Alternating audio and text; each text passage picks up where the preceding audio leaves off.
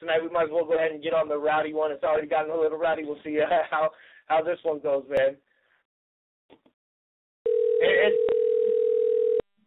the best street food. I don't know. We're gonna have to ask Beck. Hello.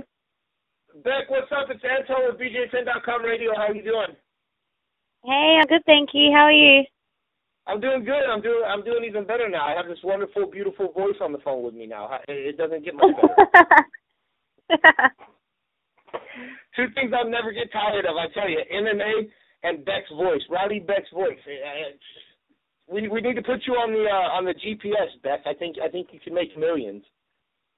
You need an Australian accent on the GPS?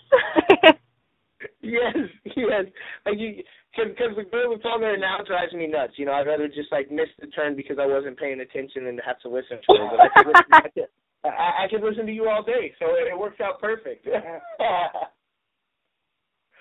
So how have you been? It's been a while since we got a chance to talk. We got a chance to talk after The Ultimate Fighter. So I'm just curious, how's life been? I'm really good. I'm out in San Diego right now. I'm training for my fight. So things couldn't be better, really. I love training out here. I've got an awesome team around me, so everything's going to plan so far. I can't complain. So I love the fact that you girls are taking over Alliance. I really do.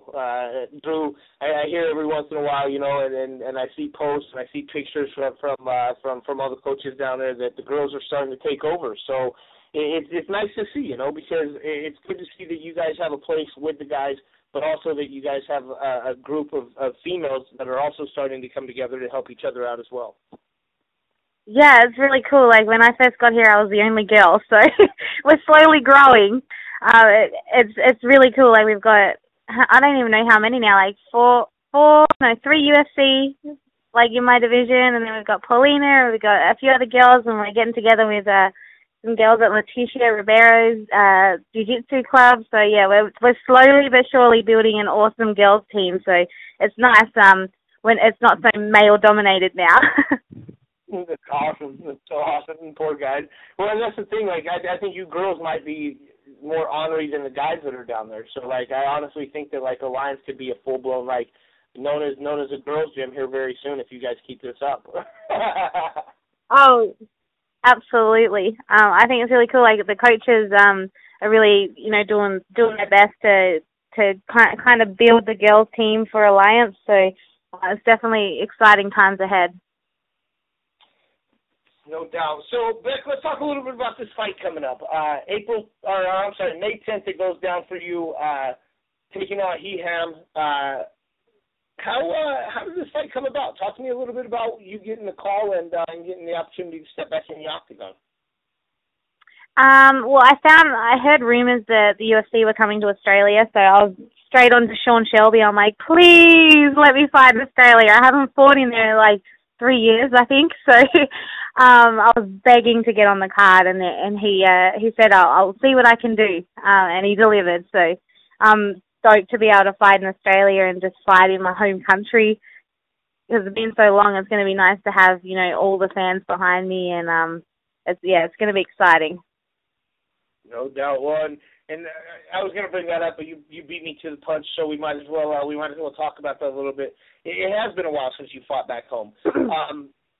How does that change this camp for you? Because I'm sure that it makes it that much more special, but does it add any extra pressure or maybe, I don't like the word anxiety, but maybe like pressure is probably the right word. Does it add any extra pressure for you to know that you're going back home fighting for the biggest promotion in the world for you?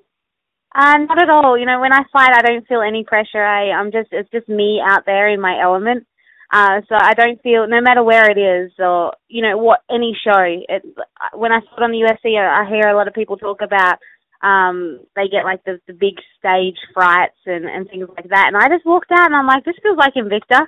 You know, this feels like Nitro, which I fought on in Australia. Like, it doesn't feel any different to me. You know, no matter where it is or what promotion it is, there's still that one person that's across the cage from me trying to, you know, punch my face off. So, it doesn't really affect me that way. I might be a weirdo. I might have some chemical imbalance in my brain that just sees that, you know, that's the enemy, and I must take out the enemy, and that's all that's running through my head. That is awesome. Like seriously, that's awesome. If I had some gangster rap music to play right now, I would, and I would put some Thug Life on the screen. You know what I'm saying? Like, that would be those Thug Life moments right there. Shit, that's awesome, Bec. So then you've got to be extremely excited.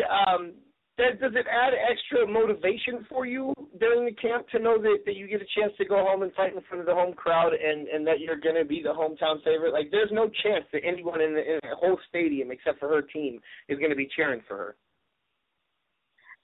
Yeah, I guess I'm always motivated. I always find motivation in any fight, but I definitely feel like when I hear the crowd behind me in the stadium, it's going to light a fire under my butt. So there's no way she's going to beat me in my hometown. No way. Heck yeah. So are you going out any earlier than normal so that you can be out there and you know, just get used to being back out there, or are you going out there just like you normally would a few days before the fight? Yeah, I normally, like, if I fight in a different country, I'll try and get out there like a few days earlier than what I normally would, just so I can adjust. So I'm just treating it like I was in Australia getting ready to fight in the US, but in reverse. So I get back in Australia on May 3rd, so I'll have like seven days to adjust, which is pretty good. I don't really get jet lagged anymore because I travel so much. My body's kind of adjusted to the time changes and things like that. And you know, California is a lot like Queensland where I live anyway, so it's kind of just a little bit of a different time change, but the elements around me are all the same. Heck yeah. See, and that's awesome. Like, I'm really happy that you get this opportunity to go home and fight. Like, I know that for a lot of fighters that you know, came over from a different country and are now living in the U.S. or training in the U.S. and have to fight here so often, the opportunity to go home is just like, it's one of those highlights in the career, I think, for a lot of people getting the opportunity to go home and fight in their country for the UFC. Definitely. It's definitely a big thing. Like, that's why I was begging Sean to get me a fight. I'm like, please find someone for me to punch in the face. Well, and it's like it's got to be even more special for you because it's the first time that the UFC's been in South Australia. Like, this is the very first time that they've ever put a show on there as well.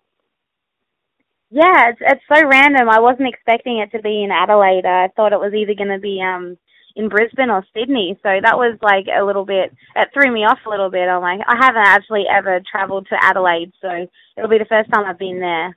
It should be good though. Like, the first time the UFC's been there, there's going to be a big turnout, and there's going to be, you know, people pumped to see some fights. No, Bec, how far is Adelaide from where from where you grew up and where you lived before making the move over here? I think it's about a 2-hour flight, I think, from Queensland where I'm at. Okay. I haven't really looked into it that much. So, are you going to have a ton of people going out from home out there for the fights then? Yeah, definitely. I've got a lot of my family members and friends that, you know, hit me up as soon as they found out I was on the card. They wanted tickets. They wanted to know, like, right then and there. So I'm definitely going to have a lot of friends and family out there watching me. So the turn-up is going to be real after the fight is what you're telling me. The after party is just going to be bananas. Yeah, it's going to get a little rowdy. When you come to Australia and party, it gets rowdy, but definitely after fights. Oh, yeah. Oh, that's awesome. Yeah, no, so for you, how excited are you just to get back in the cage? I mean, because I know that this is what you love to do. I mean, like, there's people who fight because it's what they make their living as. There's people who fight because, well, they don't know what else to do. And then there's people who love to fight. And I think you fall into that category. Mm-hmm. So for you, I'm sure that this is even more better because I don't even know if that's right.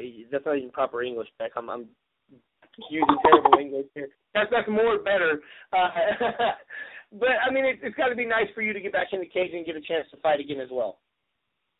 Definitely. I'm really excited about this fight. I think it's a great matchup. And also, like, this is going to be the best camp that I've had ever. I think I'm going to have 8 solid weeks out here with Alliance. So I've definitely, you know, put everything into this camp to make sure I I can put 100% in and really deliver on fight night.